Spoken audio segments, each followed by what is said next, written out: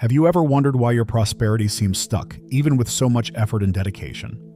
Perhaps without realizing it, you are making mistakes that are blocking the blessings God wants to pour into your life. That's right.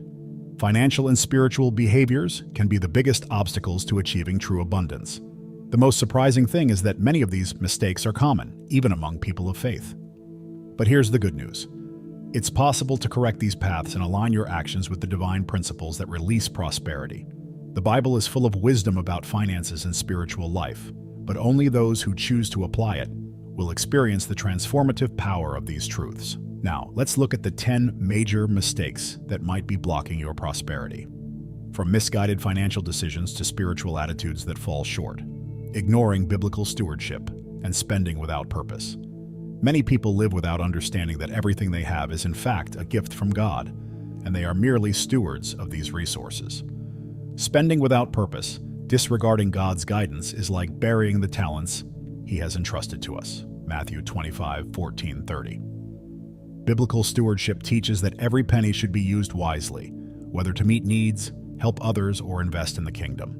Negligence brings no blessings, but obedience holds enormous potential. Imagine someone receiving a monthly salary and, instead of planning, spending impulsively on unnecessary things. This habit prevents them from saving or investing in something greater, such as an emergency fund or a life project. Likewise, spending without spiritual discernment can block doors of prosperity that God desires to open. After all, how could He entrust more to someone who does not care for the little they already have?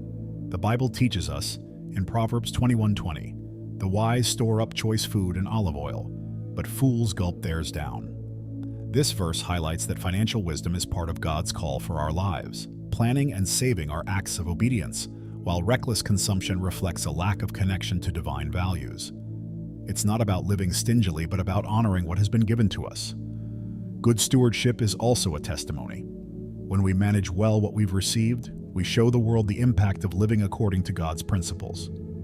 This creates fruits that go beyond our own lives, inspiring others to follow the same path. But how can one prosper without a plan? This question bridges us to the next major mistake: lack of gratitude and ingratitude for small beginnings. Gratitude is a spiritual key that opens the doors to prosperity. When someone despises small beginnings, they devalue what God has already placed in their hands. In Luke 16:10 it is written, "Whoever is faithful in very little will also be faithful in much." God observes how we handle what we have before entrusting us with more. Ingratitude, on the other hand, acts as a blockage that prevents the flow of new blessings. Picture someone who constantly complains about their salary or their job, failing to realize that these resources are the starting point for something greater. Instead of complaining, why not be thankful for the current job and look for ways to grow within it? Gratitude transforms perspective and opens opportunities previously unseen. Just as the widow of Zarephath, 1 Kings 17:10-16, offered her small portion with gratitude and saw it multiplied, we can witness God's provision when we show appreciation. When we are grateful, we acknowledge God's sovereignty in our lives. This doesn't mean settling for less, but valuing what we have while striving for the best. Ingratitude leads to dissatisfaction, which can result in impulsive choices such as switching jobs without direction or taking on unnecessary debt to compensate for a feeling of lack. Recognizing the present moment as part of God's plan is essential. Gratitude acts as a magnet for divine blessings. It not only transforms our hearts, but also attracts the opportunities we need. More importantly, it prepares us for the responsibility that accompanies prosperity. But how does this attitude of gratitude impact our relationship with tithing and offerings? That's where the next point takes us: neglecting tithes and offerings as spiritual principles. Neglecting tithes and offerings is like rejecting a covenant of divine provision. In Malachi 3:10, God promises to open the windows of heaven and pour out blessings without measure upon those who faithfully give their tithe. Yet many see this practice merely as a financial burden rather than recognizing it as an act of obedience and faith. When we give to God what belongs to Him, we reaffirm our trust in Him as our provider. Imagine someone who earns a monthly salary but hesitates to set aside their tithe out of fear of lacking money. This behavior reveals greater trust in personal effort than in divine provision. However, when we put God first, even in difficult times, He honors our faith. Like the widow who gave 2 small coins, Mark 12:41-44. God values a generous heart more than the monetary amount. Offerings also play a crucial role. They are expressions of gratitude and acts of sowing into God's kingdom. When we invest in causes that promote good, we reap both spiritual and material rewards. As Paul teaches in 2 Corinthians 9:6, "Whoever sows sparingly will also reap sparingly, and whoever sows generously will also reap generously." The principle is clear: giving paves the way for receiving. Often, neglecting tithes stems from a misunderstanding of their purpose. They are not a loss, but an eternal investment. When given with joy and faith, tithes unlock the multiplication of blessings. But how can we manage tithing alongside financial limitations like debt? That leads us to the next crucial point. Accumulating debt without planning and lacking faith in divine provision. Excessive debt is one of the greatest barriers to prosperity. It not only drains resources but also generates anxiety and prevents one from living in financial freedom. The Bible warns us in Proverbs 22:7, "The rich rule over the poor, and the borrower is slave to the lender." Accumulating debt without planning moves us away from the divine principles of wisdom and provision, burdening us with commitments that suffocate our finances. Picture someone who frequently uses credit cards for unnecessary purchases without a plan, accumulating high-interest debt. This behavior creates a cycle of dependency, where a large portion of their income is used to pay off debts, leaving little room for savings or investments. God desires for us to live in freedom, and that includes financial freedom. Planning, prayer, and discipline are essential to breaking free from this trap. Faith in divine provision doesn't mean neglecting the responsibility of managing resources wisely. God promises to meet all our needs, Philippians 4:19. But He also expects us to be good stewards. Creating a budget, cutting unnecessary expenses, and seeking financial counseling are practical steps to overcome debt and move toward prosperity. A heart aligned with God finds wisdom to overcome limitations. Prosperity begins when we learn to live within our means, trusting God's provision to expand our resources. However, overcoming debt is just part of the challenge. What happens when fear or greed takes control of financial decisions? That's the next mistake we need to explore. Being dominated by greed or fear of investing. Greed and fear of investing are two sides of the same coin, a lack of trust in God's provision. Those who are greedy hoard resources without purpose, while those afraid to invest often miss opportunities for growth. The Bible warns in Ecclesiastes 11:4, "Whoever watches the wind will not plant. Whoever looks at the clouds will not reap." These behaviors create barriers that limit the prosperity God desires for His children. Imagine someone who prefers to hide money under their mattress or keep it in a low-yield savings account out of fear of taking risks. While this might seem cautious, it often reflects a scarcity mindset. God didn't call us to be slaves to fear, but to act with wisdom and courage. The parable of the talents, Matthew 25:14-30, clearly illustrates that God expects us to multiply what He entrusts to us. The key to overcoming these extremes is balance. While greed prevents us from blessing others, fear of investing blocks multiplication. Practical steps include seeking financial education, such as learning about investments in stocks, real estate, or businesses. These are acts of responsible stewardship. Additionally, praying for discernment and consulting experienced advisors can reshape how we view financial decisions. Those who overcome greed and fear discover that investing is a way to honor God, multiplying resources for themselves and His kingdom. But to invest with purpose, having a clear plan and goals aligned with divine values is crucial. That brings us to the next essential point about financial planning: living without a financial plan and neglecting the future. Living without a financial plan is like sailing without a map. You'll never reach your destination. Financial planning is an act of wisdom that reflects obedience to God. Proverbs 21:5 teaches us, "The plans of the diligent lead to profit as surely as haste leads to poverty."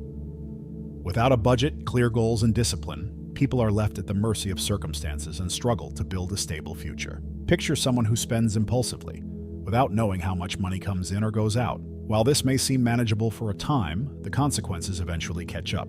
Accumulated debt, missed opportunities, and a lack of resources for emergencies. In contrast, those who create a plan with defined priorities and room for savings experience peace, even in financial ups and downs. A good financial plan starts with a simple yet effective budget that includes tithes, essential expenses, savings, and investments. Preparing for the future also involves being ready for unexpected situations such as illness or job loss. Creating an emergency fund or investing in retirement plans are practical ways to align faith with financial responsibility.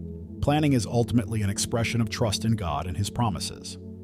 He calls us to be diligent and to care for what He has entrusted to us. However, this planning must be free from comparisons, as measuring ourselves against others can lead to discontent and wasted energy. This trap leads us to the next mistake to avoid. Constantly comparing yourself to others. Constantly comparing yourself to others is a trap that steals peace and distorts the vision of what God has prepared for you. The Bible reminds us in Galatians 6, 4, 5. Each one should test their own actions. Then they can take pride in themselves alone, without comparing themselves to someone else, for each one should carry their own load. Comparison not only prevents us from recognizing our own achievements, but also fuels dissatisfaction and discouragement. Imagine someone who spends hours scrolling through social media, observing the lives of others and believing everyone else has more success, wealth, or happiness. This mindset creates a scarcity mentality, focusing on what's lacking rather than on what God has already provided. Comparison distracts from the unique calling each person has and can lead to impulsive financial decisions such as overspending to keep up with others. God created each of us with unique purposes and individual journeys. Recognizing this truth is essential to avoiding comparison. A practical way to combat this habit is to develop a gratitude journal, where you write down at least 3 things you're thankful for each day. This shifts the focus to what God is doing in your life rather than on others. The antidote to comparison is trusting God's timing and plan. When freed from this burden, we can manage our resources more effectively and open ourselves to the blessings He wants to give. But how can we ensure that the advice we follow doesn't lead us astray? That's the next mistake we need to address. Allowing yourself to be influenced by ungodly financial advice. Seeking advice is important, but it's vital to discern the source of that advice. The Bible warns us in Psalm 1, "Blessed is the one who does not walk in step with the wicked, or stand in the way that sinners take, or sit in the company of mockers." Following guidance that does not align with divine principles can lead to decisions that block prosperity, such as investing in unethical schemes or spending on misplaced priorities. Imagine someone who, after listening to a friend or expert, decides to invest all their savings in a risky business with no ethical foundation. When problems arise, they realize they followed advice rooted in greed rather than wisdom. On the other hand, seeking counsel from professionals who share Christian values or spiritual leaders can offer perspectives aligned with God's principles. Discernment is essential for filtering the advice you receive. Before acting on any financial guidance, pray for God's direction and evaluate whether it aligns with His Word. Additionally, educating yourself about finances is a practical way to avoid being misled. Reading trusted books always through the lens of biblical principles can help you make informed decisions. The advice we follow shapes our financial and spiritual future. Therefore, choosing wisely the voices that influence our decisions is a critical step toward unlocking prosperity. And when we align our financial choices with God's heart, a balanced perspective on material and spiritual prosperity begins to form. That's what we'll explore in the next point.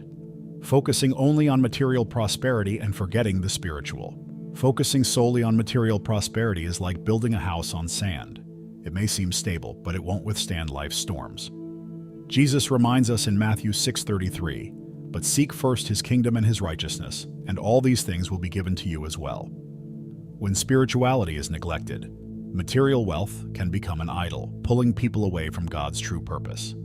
Imagine someone working tirelessly to grow their wealth while neglecting prayer, Bible study, or serving their community. Although their bank account increases, their heart becomes empty. This imbalance affects every area of life, from relationships to inner peace. After all, what good is it to gain the whole world yet lose your soul? Mark 8:36. True prosperity involves more than riches. It encompasses peace, joy, and an intimate relationship with God. Practices like setting aside time for devotionals, serving in ministries, or investing in causes that glorify God align your heart with heaven. When we prioritize the spiritual, material blessings become a natural result rather than the primary focus. Balancing material and spiritual prosperity is an ongoing journey, but one essential to living God's plan fully. However, this balance is often tested during times of difficulty, and how we respond to challenges can determine our success. In the next point, we'll explore the importance of perseverance in the face of adversity. Giving up in the face of difficulties. Instead of persevering, giving up in the face of difficulties is like abandoning the path God has set for you, often just before great blessings are revealed. James 1:12 encourages us, "Blessed is the one who perseveres under trial, because having stood the test, that person will receive the crown of life that the Lord has promised to those who love him." Challenges are inevitable, but perseverance molds character and strengthens faith.